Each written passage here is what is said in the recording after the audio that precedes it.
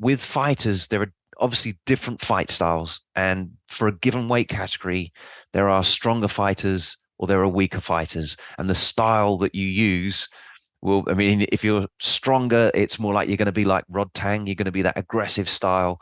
And if you don't tend to be stronger than the people you're fighting against in your weight category, you tend to be more elusive, quicker, counter fighter, that sort of style. Like Sanchai, at the extreme end. And he's very tricky with what he does as well.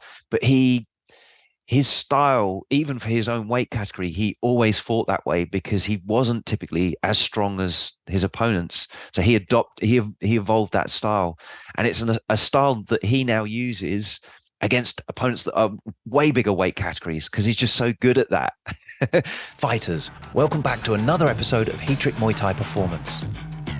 So when you've got an opponent who's more naturally stronger than you in your weight category, that's the way to go. Not necessarily as extreme as Sanchai, but adopting that sort of opposite extreme of almost like Rod Tang, where I'm coming forwards and not moving off. That isn't going to work so well when you've got someone who's physically stronger. There's the different ranges that you can fight at. There's the different modes, as I've called them, that you can fight in as well. So you've got aggressive, elusive, counter, and tricky. So aggressive is the only one that you probably want to use sparingly, unless you know you've got them tired or hurt.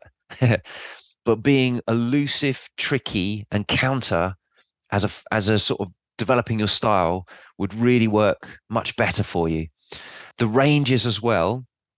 I mean, you can use all of those modes at all the different ranges, but typically you're going to find that clinch range is going to be the hardest one for you, because if someone's physically stronger, that's where they can use that the most. It's the grappling side of things. Whereas the distance striking stuff is much more speed-based rather than strength-based. So again, there you'll probably fare very well, much like Sanchai, But if you can realize that now and sort of double down on making the stuff you're good at your strengths, and then minimizing the weaknesses when you do get closer.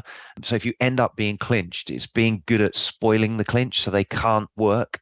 So if you can get good at kind of hooking around their neck to crank their head forwards and then bury your knee and you're to push their hip back so they're cranked and levered forwards and can't work without hanging all your body weight off of them. So you're very mechanically efficient in what you're doing and applying your body weight to them, and they're having to work and use a lot of their strength, but also they can't really get around it and work too well.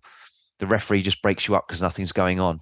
So that's rather than you allowing them to get in and do what they want to do and take advantage of you not being as strong there and bullying a bit more, even if, technique aside, if there's two equally skilled people, one's going to be stronger, they're going to have a much better time in the clinch. But yeah, so get good at spoiling the clinch as well. Thanks for listening. If you found this valuable, please like, subscribe, and share with someone else it could help too. Please give the podcast a review or comment below. We'd love to hear from you. As always, you can visit heatrick.com for more Muay Thai performance podcasts, videos, articles, and guides. Catch you next time.